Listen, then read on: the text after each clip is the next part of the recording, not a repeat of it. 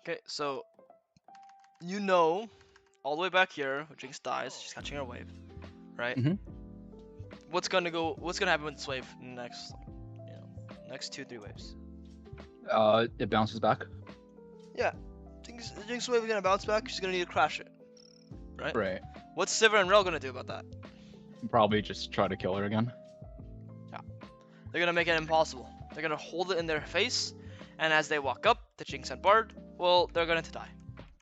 Okay. I think I'm just worried about like Neferi showing up with like a full reset in the situation. Yeah, if you So it play feels like I Fog of can't- War, and if you play in the wave, you have a 4v3. Huh, okay. Right? That wave is massive. Yeah. So I'm not sure if you see it right here, but if you were looking, for these guys to tank this wave for another like 3, 4, 5 seconds, they're going to lose a lot of HP itself. And by playing Fog of War, what I mean by that is you're not sitting here, where they can obviously come face check you and whatnot. You're sitting all the way back here, and then the Fury comes. The Sivir and the Rel cannot walk through this wave. It's very, very difficult. And if they do, they're going to be taking that whole wave. Okay, and the Fury's first item back, reset, is not going to, like, just solely win the fight for them. Right. Another big thing is 330, right? Takes you about 5 to 10 seconds to clear that. You could do it relatively fast. She'll be done 340, let's say, and then recall in 30 seconds. So like she'll be bot lane, like at a time where your laners could already crash the wave. So the time where they're going to fight is the moment Jinx and Bard touch the wave. And these guys are going to touch the wave like right away because they need to crash right away. You could be there when that happens before Neferi comes. The timing just almost never works for Neferi to do that. Okay. And normally Neferi will do what you're doing and go for a ward or go for a little like go walk top lane or go look for Krugs. Neferi will not be bot lane, even if she's bot lane. You need to be there to fix the wave. If you don't fix the wave and Neferi does come bot, well, you just lose the game then. Right. Okay. So you miss out on. So you're saying I should do the crab and just recall in that bush if Neferi does come, because like that's like my timer, right? Yeah. So what I would do is I don't think you need to go this deep for a ward. You can just drop a ward here, walk around, and like go into the lane, and then the Sivir and the Rel will fight. Okay, gotcha. Why will they fight? It's Rel. It's like Rel, Nautilus, Leona, Rakan. Not really. Rakan can escape. Alistar, Phasar, most champs that are melee that have some sort of engage tools, they want to go in, and they will, and they're going to go in on a wave. And if you're ready to be on that wave, you can make a lot of things happen. So right here, you'd be there. They go in, they die. Right. Okay. Gotcha. And again, if you're not there to kill them, you're there to fix the wave. So we skip Wolf here, and don't stay for bot trap. Why? I didn't realize that the bot crab was spawning, honestly. So you have that, but why skip wolves? My thought process was just if I do wolves, the timers will be like a little bit weird, so it might just be better to just not do it, and then that way recall like clear from top to bot. That way it's like after I'm done with my raptors, the wolves are still there, and my sequence is still fine, even though like the camp is behind an XP. Yeah, so it's actually worse to desync your Gromp and Wolves. If you wanted to do that, you should unironically leave your Gromp and Wolves up, so you can sequence all the way down. Because when you do Krugs, Raptors, Wolves, you're gonna wait 30-40 seconds before your Gromp is back up. Plus, if you run straight from base to Krugs here, you're going to be too early. So this is going to be like 10-15 seconds early to your Krugs. Right. So you have downtime on the Wolves. You should always try to sync up your Gromp and Wolves or your Raptors and Krugs. And then obviously you can play for the bot crab afterwards. And the big thing you're missing out is, okay, the Sivir here looks like she's recalling, but she stays. The moment she stays, do something about it. What can you do about it? Oh, you have Bard Portal. Or you can go around, you can Q on this guy, you can flash on this guy, you can do a lot of things here and interact with whatever's going on ball lane. But obviously, looking at the bot crab is just as important here. Okay. Personally, I think you missed out on like 2 now opportunities with Bard, using Bard Portal. So it's like not seeing what your teammates can provide. Okay. But here, I think I was just afraid of like interacting with the bot lane because it felt like they were getting gapped. So I just didn't really have like a lot of trust, I guess. In Are they getting gapped? I feel like, I mean, this certainly feels that way, no? Like it looks like it's just. I mean, they traded to kill back. They're down a bit of CS. But, like I wouldn't say that like they're unplayable towards. Okay.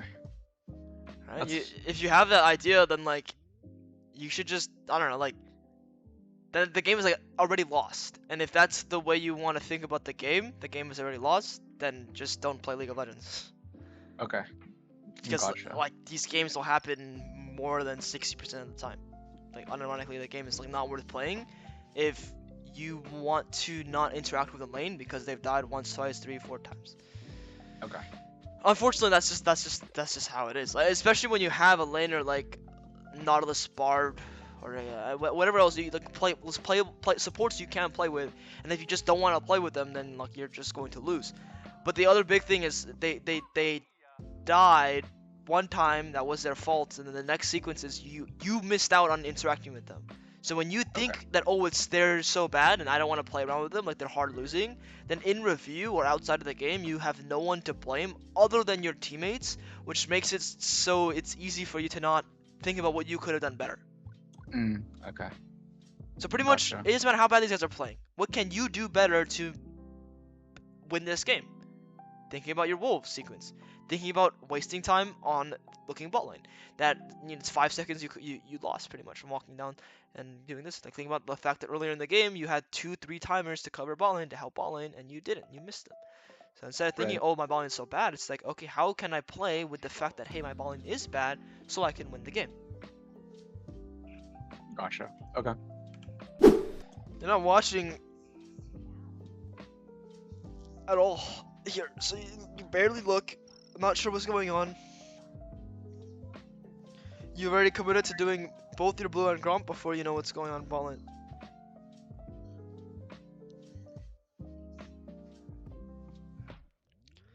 Right now, their Sivir and Rel are trying to push in a wave. If you come prevent them pushing wave, or at least check with the HPs, maybe they're low, maybe they're not. Like the Sivir's 60% HP, Bard can go in, he has Ignite, Bard can portal you in, Bard can ult them. Do a lot of good stuff here. You also had a plant from earlier. If after this Gromp you see you're parallel to this wave, you can interact with this bot lane, you can get Sivir ult, you can get maybe flashes, maybe sums, anything, and then you can go back to your camps. And now you have opportunity to play for Dragon, to play through mid, to have Bard, you know, priority. You shouldn't just let people push in waves for free if you have opportunity to prevent it, pretty much. Gotcha. The biggest problem is at this point you're not even looking at bot lane. So we went from looking at bot lane, not finding any good plays with bot lane lane's losing, to now I'm not even looking at bot lane anymore. I'm just doing my camps. Right. So they're showing on your screen this entire time and you're not even looking what's going on. Yeah, I have a habit of just like looking at the minimap instead of actually like looking. Yeah, you need to look at their clicks here. You need to look at their inputs. I have no idea what their inputs are. Okay. You get nothing from this, looking at this map here. I need to see where they're right-clicking. I need to see how they're positioned. I need to see, are they using spells to trade with Bard? I need to see their HPs, their manas, etc. I need to see so much more here. The big thing is reading in on what they're going to be playing for by looking at their movement. They're trying to push in this next wave. It's very clear to see that. If on this next wave you had, you know, well, you probably can't really make it there anyway, but you could be ready to look for this next wave this entire time. Like right here, Rel's walking this R forward. I mean, you want the scrap badly, which is understandable. But like here, if you're ready to fight with Bard, depending on bot and HP, I'm pretty sure they're low, you get free kills here. Or at least your bot doesn't have to use a bunch of sums.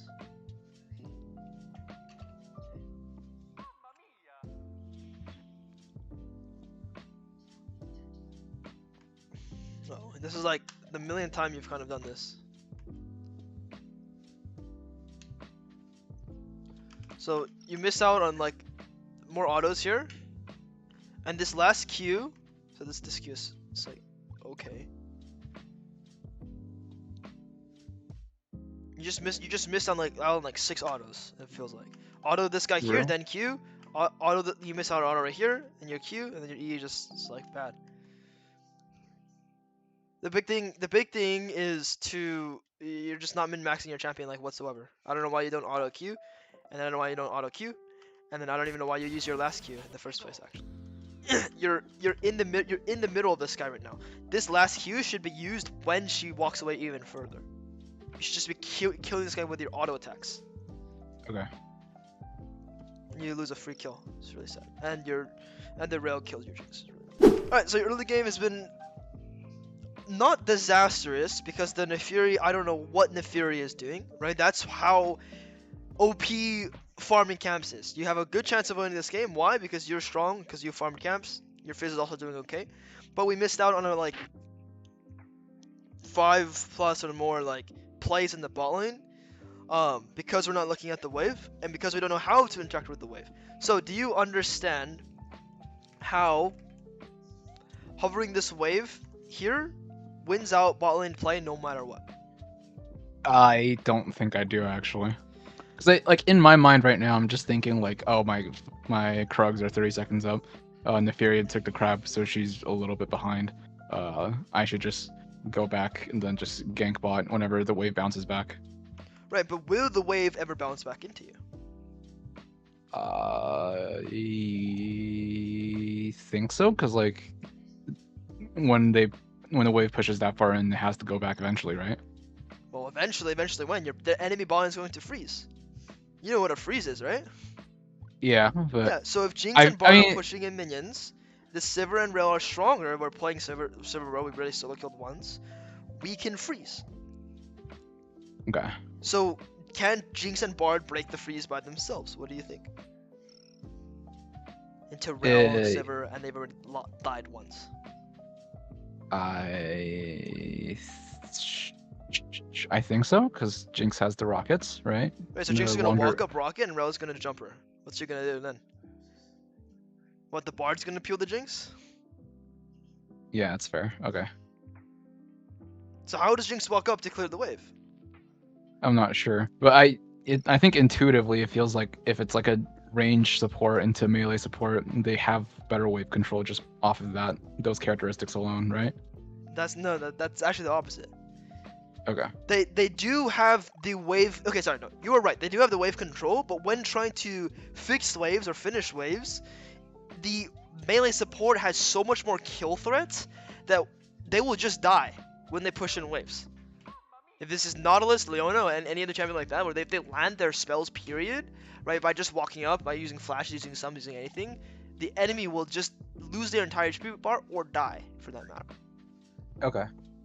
I mean, you can picture it, right? Like, the Jinx walks up, Rel's in that bush, or in an angle, she E's, W onto the Jinx, what can Jinx do? She has to flash. Or it's the Bard, yeah. Or she has to flash, she has to blow sums, or she at least can fix the wave. Then what's Rel and Sivir are going to do is they don't even need to kill the guy. They just need to push him far away. Jinx can't clear the wave. Let's say no one kills anyone. No one loses sums. Sivir is still making Jinx bleed minions. Perma. Right. So it's still bad for Jinx. Right. Now, let's say they did look for the play, which they are. You're playing melee supports, they are going to look for this play. You did cover this wave. What's going to happen is they're going to go in on your Jinx Bard. You're going to be there. You're going to get kills. Right. If the Rel does not go in and is just very, very defensive or respectful, your Jinx and Bard can push the wave. Now they finish the wave. Now they can recall. Now they can spend gold. Then they have tempo. Now they can even unironically hit plates. Yeah. To bait Bard and Sivir to come. You don't really want them to do that. But you need to interact with this lane here. Why? It's the lane you path towards. And you're playing Jinx. The guy needs resources. He's not playing some sort of Malphite shit where you can just leave him on an island forever. And it's also to say you don't have another opportunity to make a play with your Malphite. It's Malphite into Trinity. It's not like you can recall here, take tempo into the top side, and have a really good opportunity in the top lane. Sometimes it's necessary to just recall because there is nothing to do bot lane. Let's say your Jinx was just catching a wave. And it's like right now she's literally just catching a wave, then yeah, you can just recall. But right now your Jinx has a problem. You need to help fix the problem for Jinx. Okay, gotcha. So, Jinx tries pushing this wave. You be there. And you can make it so the situation of the play is not misery for Jinx. Even though Jinx died earlier, she needs to crash this. Rel and Sivir can thin it down, and then what they're going to do is if they thin it, what they're going to do is when Jinx comes to break the freeze, the Rel will go in, you're there, you kill them, or you just fix the wave, get some sums, get some conditions, you win. You recall, Right. you're a little bit slower on your top side, but guess what? This is your strong side. So even if you're a little bit lower tempo down here, you've made a strong side play, or you've at least defended your strong side, which is what you want for the game. Right. Okay. Yeah, so it's like I think like one of like the biggest things that like all of the like learning jungle resources like says is just like never interact with like losing lanes or whatever. So it's just in this situation it's like I know like based on like it makes sense, perfect sense like what you said. Like it's kind of my fault that like they're in this position to begin with, because I could have just kind of like saved them a lot if I just didn't choose to go ward the Raptors there. But I feel like do I still like interact with bot like at all in this situation? Cause like in my mind it still feels like now that they're losing, like even if it's my fault, I kind of have to just like leave them alone, no? Instead of like potentially making things worse if by going down there. Depends on what losing is. Everyone has a different definition of losing, but to me, my Jinx is full HP, my Bard is full HP. I think when we looked bot lane, they weren't full HP. We're actually better conditions. We have better wave position. We have better like opportunity. Like at all points in the game, just because someone is down a little bit of items, a little bit of CS or whatever, doesn't mean they're actually losing that sequence of the game. That's the cool part about League of Legends. Anyone can win, even if you're up/down items. So Mm, like, yes, your bot lane got solo killed, and yes, you haven't interacted with bot lane for a while, you still can't interact with bot lane. It's not like they've died 20, 30 times. It's not that they're unplayable towards. By completely ignoring them, you actually haven't interacted with a single lane this entire time. You've interacted with a mid lane when your mid lane wasn't there. So if you're not going to interact with bot lane, you better interact with someone else. You haven't done that at all. okay. So if you're going to drop a lane entirely, I hope you at least make a play with someone else. You didn't for the entirety, or at least 12 minutes, which Okay. is the bigger problem. Gotcha. Okay. But All right. yeah, you still can play with these guys even if they're quote unquote losing. Gotcha. What later that you really don't want to play with is someone who's died 2-3 times on timers where you literally could not have been there, or they're literally just purely inting. They're spamming you, they're typing, they're just throwing. You actively see them running into spells and etc. Building troll items. Those guys you don't want to interact with. Most of the time, you have teammates trying to win the game. Your Bard and Jinx are trying very hard to win. They might not be the best players. They might have inted once. I wouldn't even give them. I wouldn't even say that they're not the best players. They could have just had a bad laning phase. They could have just had a bad start. They could have gotten hit by something they normally would flash. They normally would dodge. Shit happens. I've seen many people who are challengers do worse plays than what these Jinx and Bard are doing, right? So it's just like giving people the benefit of the doubt that like, hey, mistakes happen. I still can play with these guys is more valuable than just writing people off entirely. When you write people off entirely, there needs to be another person to play towards. So for example, if this Fizz was a bit stronger, or if you had better opportunity to look to play with Fizz, if possible you could have played with Fizz a lot earlier in this game. Ultimately, what you do is fine. Clearly you were in a good state to try and carry. You fucked up here and there, which ruined your tempo here and there. You could have been even stronger this game with how you played. At this point in the game you should be almost level 9. Like you could be level 9, sorry. If you didn't like go mid lane, lose flash and whatnot, but pretty much what you do is good enough to where yeah, you could still carry the game. You still have potential to carry the game. You're still strong to win fights. The problem is the fact that you weren't looking at the infinite or at the many options you had to make plays. Gotcha. You have the baseline down at this point, which is why some games are that feel lost, and you keeping your game stable, your game good, you could still win. Now there's the next step of the next like set of fundamentals pretty much that you can start applying, and it all has to do with waves. Alright, if you're able to play like this, get yourself 90 CS, 11 minutes every single game consistently, not die, not kill yourself over and over and over again, and just stay stable, you'll be able to apply the next set of fundamentals really easily. On top of that, if you are doing this consistently, you should be able to climb relatively soon, especially if you fix your mental problem first. But Okay. none of this can happen if you are upset at the fact that your bot lane died level like 2. Everyone's gonna be upset at that. I will be upset at that. What makes a good jungler is for someone to get past that and still make the best play, considering the fact that yes, your laner is dead.